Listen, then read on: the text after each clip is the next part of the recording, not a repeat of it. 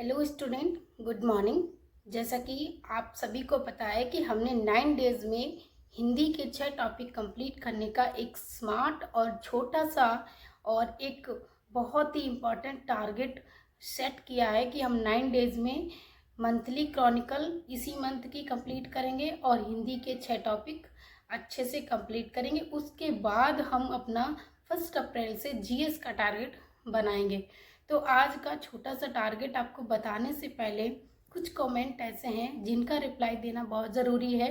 तो देखिए, सबसे पहला कमेंट है कि आप कई सालों से तैयारी कर रहे हैं रिव्यू ऑफिसर की, यानी कि आरओ की, समीक्षा अधिकारी, सहायक समीक्षा अधिकारी की, लेकिन आपका सिलेक्शन नहीं हो पा रहा है। उसका रीज़न ये है कि आप कहीं ना कहीं कोई ना कोई गलती कर रहे हैं, इसलिए सिलेक्शन नहीं हो पा रहा है। तो जो परीक्षा कोई भी हो, जो सिलेबस दिया गया है क्वेश्चन वहीं से आता है। थोड़ा बहुत अंतर होता है, एज इट इज़ तो नहीं दिया जाएगा। जैसा हम सिलेबस पढ़ते हैं सेम वैसा as it is question paper में नहीं आएगा, वो थोड़ा घुमा फिरा के आएगा। जैसे हमारे समाज में रिश्तों की उलझनें होती हैं, उसी तरह परीक्षा में भी सीधा सीधा तो सिलेबस में से क्वेश्चन नहीं पुटअप किया जाएगा, वो थोड़ा बहुत घुमा फिरा के आपको दिया जाएगा। लेकिन आपके अंदर वो क्षमता होनी चाहिए एनालिसिस करने की, विश्लेषण करने की, कि कैसे कहाँ से क्वेश्चन को तोड़ मरोड़ कर हम उसका आंसर पेश कर सके। तो आपको भी वही करना है। तो देखिए, आप के अंदर कुछ ऐसी कमियां हैं जिन पर आप ध्यान देंगे और उनको ख़त्म करेंगे, उन कमियों को दूर करेंगे, तभी आप परीक्षा में सफल हो सकते हैं। क्योंकि मैं जो भी बताती हूँ मैं अपने अनुभव से बताती हूँ। मैंने बहुत सारी परीक्षाएं दी हैं, अब मुझे परीक्षा से डर नहीं लगता। स्टार्टिंग में मुझे बहुत घबराहट होती थी, फिर मुझे रियलाइज़ हुआ कि ये घबराहट क्यों होती है। देखिए, परीक्षा से पहले घबराहट जब होती है जब हमारा सिलेबस कंप्लीट नहीं होता है, हम उस परीक्षा के लिए वेल प्रिपेयर्ड नहीं होते हैं, तभी हमें घबराहट होती है। और वो ऐसा क्यों होता है? क्योंकि हम जैसी दिनचर्या हमारी है और हम जैसे अपने रिश्तों में घिरे हुए रहते हैं, घर परिवार में रहते हैं या दूर रह के भी पढ़ाई कर रहे होते हैं, फिर भी हम कहीं ना कहीं किसी से कनेक्ट होते हैं, तो हम अपनी पढ़ाई पे उतना ध्यान नहीं दे पाते। एक छोटा सा एग्जाम्पल है कि पहले तो मैं आपसे ये पूछना चाहती हूँ, जैसे आप हिस्ट्री पढ़ते हैं, हिस्ट्री की कोई घटना पढ़ते हैं, जैसे मैं अपना बताऊँ कि मैं पढ़ती हूँ, तो जैसे मैंने जलियांवाला हत्याकांड पढ़ा है, तो पता नहीं मतलब पढ़ते पढ़ते मेरे माइंड में वो सीन क्रिएट हो जाते हैं कि कैसे वहाँ पे लाठीचार्ज हुआ होगा, कैसे वहाँ पे गोलियां चलाई गई होंगी, कैसे किसी का सर फूटा होगा, कैसे वहाँ पर खून बहा होगा। तो ऑटोमेटिक मैं हिस्ट्री का कोई भी पोर्शन पढ़ती हूँ या मैं ज्योग्राफी पढ़ती हूँ, तो जो भी ज्योग्राफी में होता है तो वो मेरे माइंड में एक पिक्चर सी चलने लगती है। ऐसा क्यों होता है? पहले मेरे माइंड में भी नहीं चलता था। देखिए, हम सभी लोग फिल्म देखते हैं, मूवी देखते हैं, तो वो मूवी जब हम देखते हैं तो हमारे जब देखने के बाद वो पूरी फिनिश हो जाती है, उसके बाद भी हमारे माइंड में वो जो तस्वीरें हमने देखी हैं मूवी में, वो सारी हमारे माइंड में चलती रहती हैं। और हमें जब हम दोबारा वो देखेंगे तो दोबारा जब हम देखते हैं तो वो पहले से ही हमें पता होता है, हर सीन, हर डायलॉग, हर सॉन्ग ये पता होता है कि इसमें अब ये होने वाला है, अब ये होने वाला है। देखिए, मैं बिल्कुल प्रैक्टिकल नॉलेज बता रही हूँ। ऐसा क्यों होता है? क्योंकि जब हम मूवी देखते हैं तो हम पूरे फोकस्ड होते हैं, हम पूरा ध्यान उसमें लगाए होते हैं, इसलिए वो हमें word to word, picture to picture, dialogue to dialogue सब कुछ याद हो जाता है। लेकिन ऐसा हमारा पढ़ते टाइम क्यों नहीं होता? क्योंकि हम अपना ध्यान ही नहीं लगा पाते। अब ये पढ़ाई में ध्यान लगेगा कैसे? देखिए, अगर आप पढ़ने की सोचे हैं, एक नौकरी हासिल करने की सोचे हैं, आपके अंदर एक बर्निंग डिज़ायर है, तो आप अपनी ज़रूरत को ध्यान में रखिए। आप खुद से बैठ के एनालिसिस करिए। किसी से राय लेने की या किसी से मोटिवेट होने की बिल्कुल ज़रूरत नहीं है। आपका अगर पढ़ाई में मन नहीं लग रहा है तो आप खुद से सवाल कीजिए कि आखिर आपने ये रास्ता पढ़ाई का क्यों चुना है, तो आपको खुद ही आंसर मिल जाएगा। क्योंकि जब ये नौकरी हासिल करने का कोई डिसीजन लेता है तो उसके पीछे एक बहुत बड़ी वजह होती है। आप खुद से सवाल कीजिए कि क्या आप अपना पूरा इतना कीमती समय सिर्फ और सिर्फ ज़रूरी कामों और पढ़ाई को देते हैं? क्या आप अपना समय कहीं व्यर्थ कर रहे हैं? तो आपको हर सवाल का जवाब खुद से ही मिल जाएगा। तो देखिए, मैं ये बताना चाहूँगी, एग्ज़ाम के लिए घबराहट जब होती है जब आप परीक्षा के लिए तैयार नहीं होते हैं। यानी कि लास्ट टाइम में जब परीक्षा होने वाली होती है, आपको अच्छे से पता होता है कि आपने अपना बेस्ट नहीं किया है, इसीलिए घबराहट होती है। मैंने बहुत सारी परीक्षाएं दी हैं और मुझे भी ऐसा होता था, क्योंकि कहीं ना कहीं मैं भी अपना 100% परीक्षाओं में नहीं देती थी।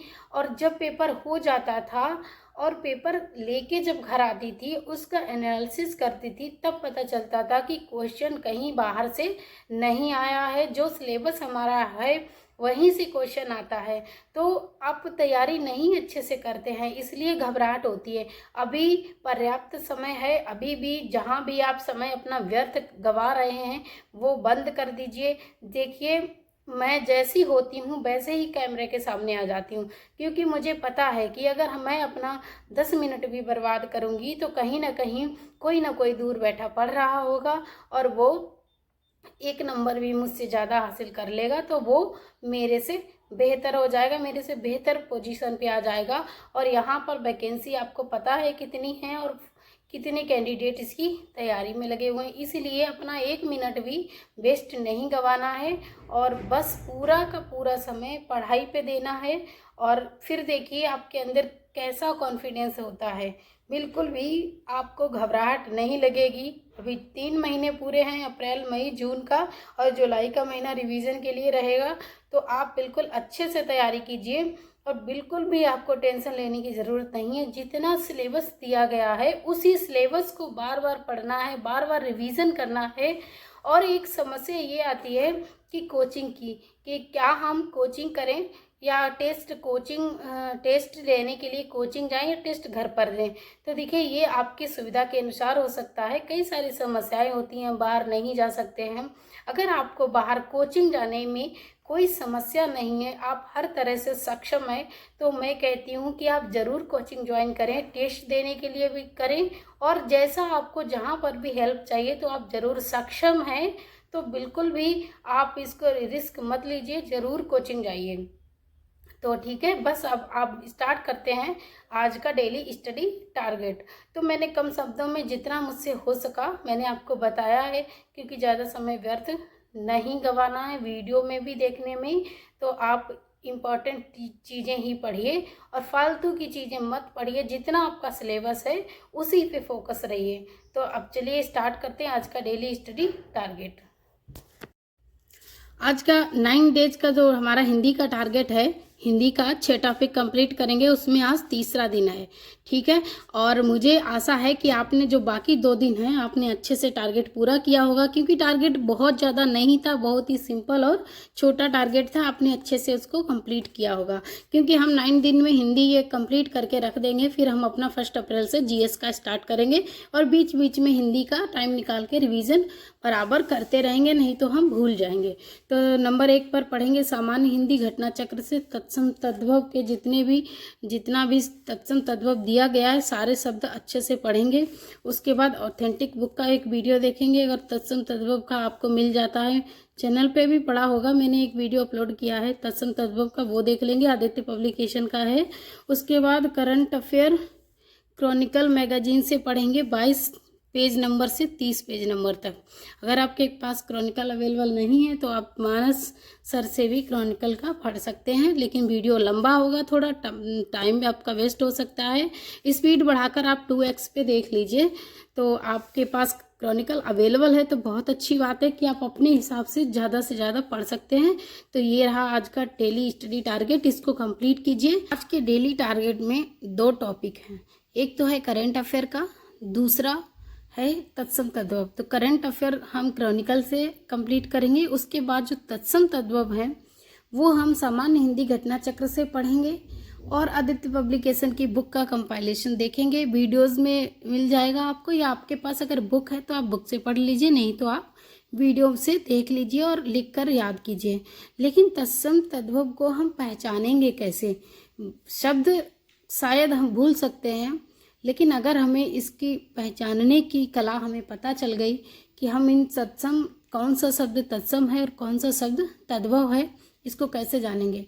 तो सीधी सरल भाषा में बताएं कि तत्सम शब्द संस्कृत के शब्द होते हैं जो भाषा में सीधे सीधे प्रयोग किए जाते हैं, लेकिन तद्भव शब्द जो होते हैं उनको हम संस्कृत से हिंदी में रूपांतरित करके प्रयोग करते हैं।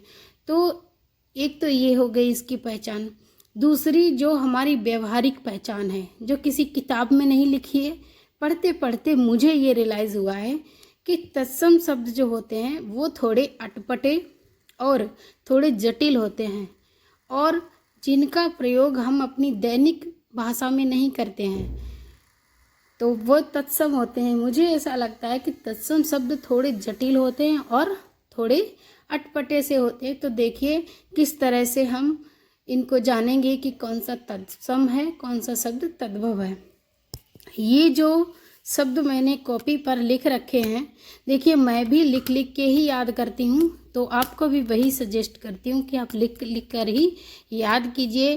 पीडीएफ की या किसी भी तरह की कोई डिमांड मत कीजिए, क्योंकि शॉर्टकट रास्ता हमें मंजिल तक नहीं पहुँचाएगा, हमें भटकाता रहेगा। शॉर्टकट मत अपनाइए, लिख लिख कर याद कीजिए, मेहनत करिए, समय खर्च कीजिए। तो देखिए कैसे पहचानेंगे। तो जैसे ये तत्सम शब्द है आखेट, आखेट, और इसका तद्भव होगा अहेर। परीक्षा में पूछे गए प्रश्न ये शब्द हैं। चूरण, चूरण एक अर्ध तत्सम शब्द है। चूर्ण, चूर्ण कैसा शब्द है? तत्सम।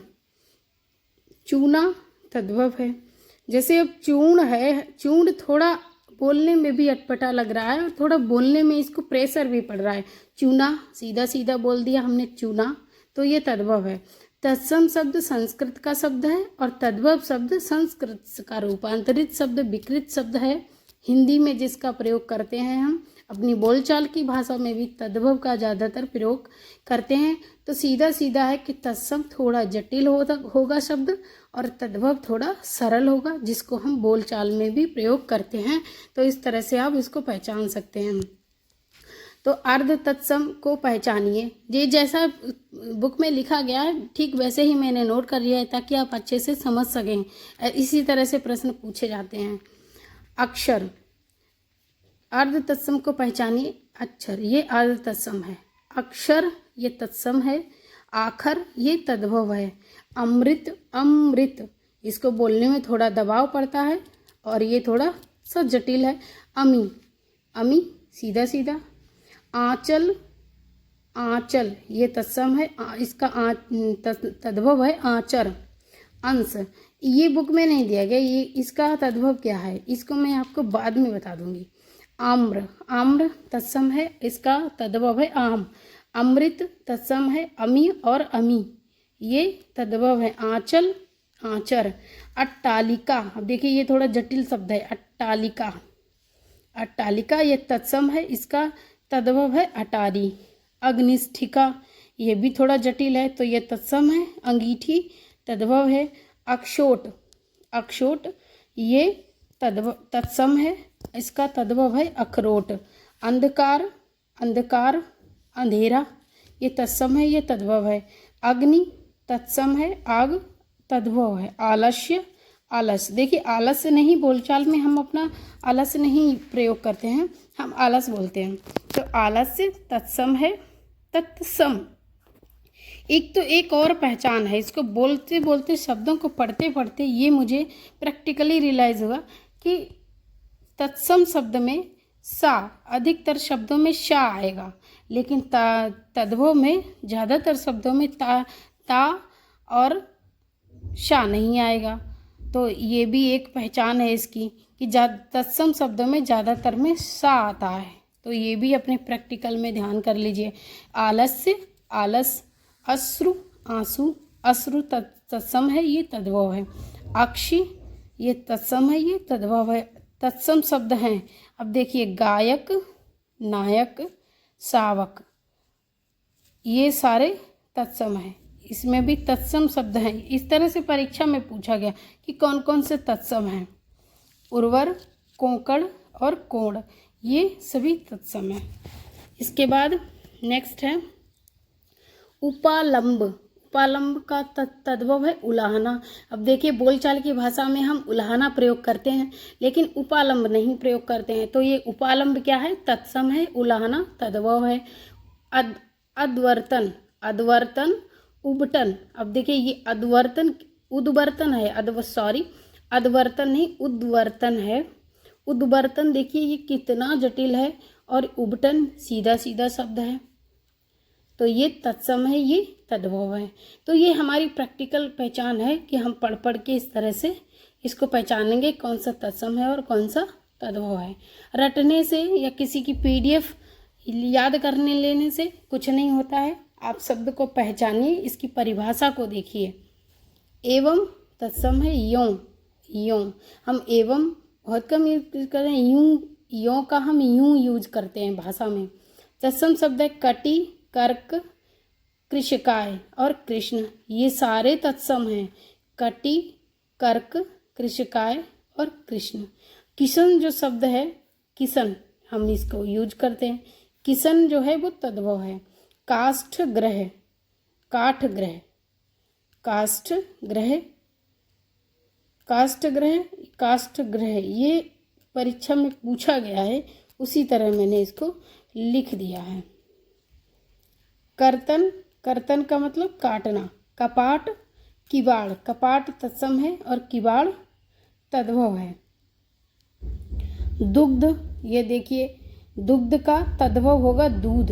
दुग्ध शब्द तत्सम है, ये थोड़ा सा जटिल है, और दूध सरल है जिसका हम प्रयोग करते हैं अपनी भाषा में, ये तद्भव है। लौह, लोहा। सीधा सीधा तरीका ये है कि जिन शब्दों का प्रयोग हम बोलचाल में करते हैं वो तद्भव हैं, और जो थोड़े जटिल हैं और जिनका प्रयोग हम नहीं करते हैं बोलचाल में वो तत्सम है। ये हमारी अपनी परिभाषा है प्रैक्टिकली, जो हम अपना पहचानेंगे परीक्षा में। तत्सम शब्द हैं कपाट, कीटक, कुंभकार और कुचिका। कूची तद्भव है। कुक्कुर, ये तत्सम है, कुक्कुर का तद्भव होगा कुत्ता। तत्सम शब्द हैं मृत्तिका, विकार, कपाट और कर्पूर। अब देखिए मृत्तिका, ये थोड़ा जटिल शब्द है। मृत्तिका का तद्भव है मिट्टी, विकार का है बिगाड़ और कपाट का है किवाड़। कर्पूर, कर्पूर का तद्भव है कपूर। कंधा का तत्सम है स्कंध। कंधा शब्द हम यूज करते हैं लेकिन स्कंध हम यूज नहीं करते हैं अपनी बोलचाल की भाषा में, ये थोड़ा जटिल भी है। तो कंधा का तत्सम है स्कंध। खंडहर का तत्सम है खंडग्रह। खंडहर का तत्सम है खंडग्रह। हम खंडग्रह नहीं यूज करते हैं, हम लोग यूज करते हैं खंडहर। खाट, खाट का तत्सम है खटवा। खाट प्रयोग करते हैं, खाट हिंदी का शब्द है और तद्भव ये तत्सम है, खटवा तत्सम है। इसके बाद देखेंगे नेक्स्ट तत्सम शब्द हैं गोपाल, ग्रह, कुपुत्र और सूत्र। और एक तरीका और है कि तत्सम शब्द होगा उसमें ता की जगह त्रा यूज हुआ है, ता की जगह त्रा। अब ता की जगह जहाँ पर त्रा यूज हुआ है वो तत्सम शब्द है। तद्भव शब्द है ग्वाल, गोपाल का तद्भव होगा ग्वाल। और ज़्यादातर तत्सम शब्दों में आधे अक्षर का भी प्रयोग हुआ है, जैसे का आधा अक्षर है, इसमें कुक्कुर है, कुक्कुर में आधा का यूज हुआ है। और इसमें देखिए ग्वाल, आधा गा यूज हुआ, ये गोपाल है, ये तत्सम है और इसका तद्भव है ग्वाल।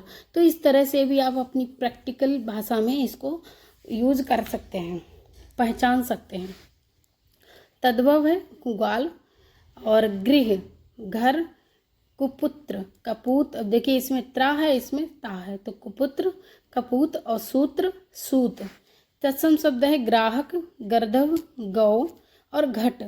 इसके तद्भव होंगे ग्राहक का गाहक, गर्दभ का गदहा, गौ का गाय और घट का घड़ा।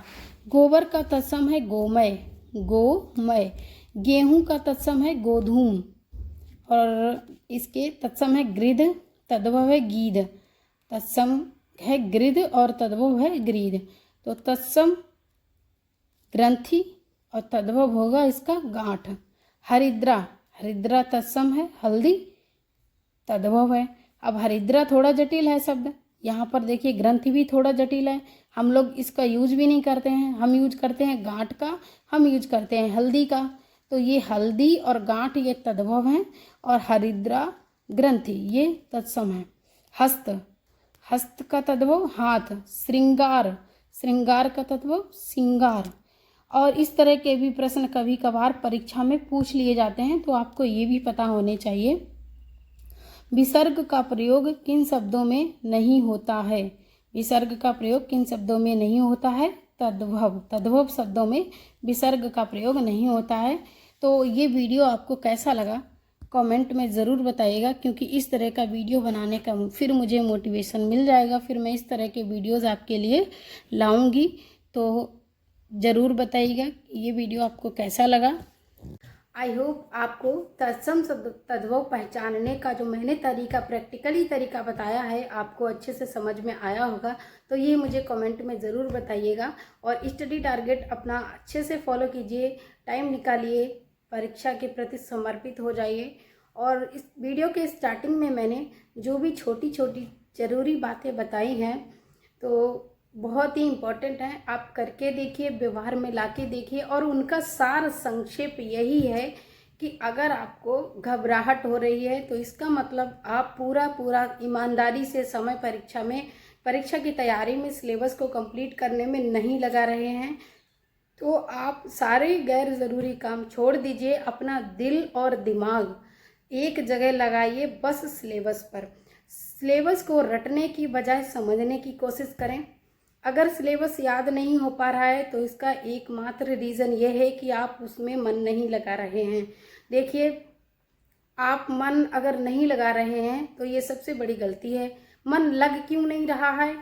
इसलिए नहीं लग रहा है क्योंकि आप सिर्फ किसी को दिखाने के लिए या किसी से आगे बढ़ने के लिए ये परीक्षा की तैयारी कर रहे हैं। तो देखिए, अपनी ज़रूरत को समझिए कि इस जीवन में आपको इस नौकरी की कितनी ज़रूरत है, आप क्यों तैयारी कर रहे हैं, ये सारे सवाल आप खुद से कीजिए, तभी आपका मन पढ़ाई में लगेगा।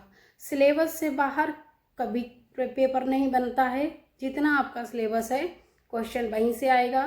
तो आप सिलेबस को अच्छे से पढ़िए और बार बार उसको रिवीजन कीजिए, अपना दिल दिमाग एक जगह लगाइए, सारे गैर ज़रूरी काम छोड़ दीजिए, क्योंकि वो काम आप ज़रूरी बाद में भी कर सकते हैं, क्योंकि वो काम आप बाद में भी कर सकते हैं। अभी आपकी परीक्षा की डेट आ चुकी है, तो आपको सिर्फ और सिर्फ सारा समय पढ़ाई पर लगाना है।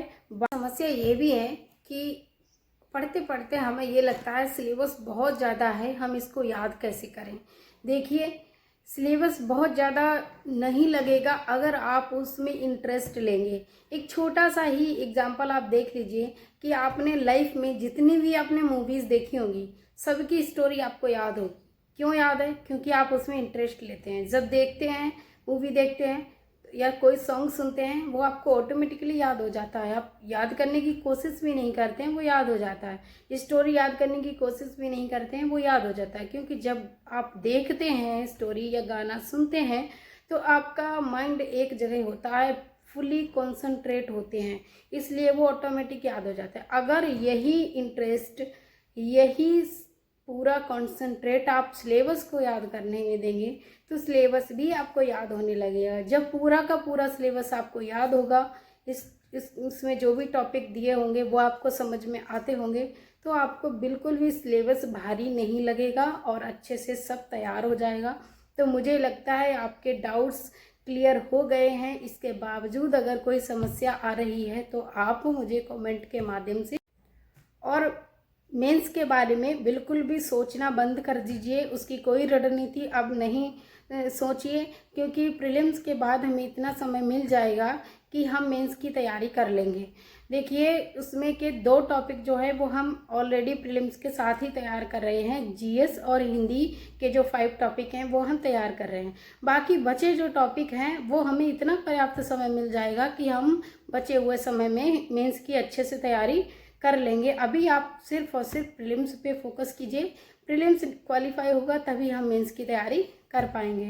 वीडियो को पूरा वॉच कीजिए, आपको सारी चीज़ें अच्छे से समझ में आ जाएंगी। Thank you.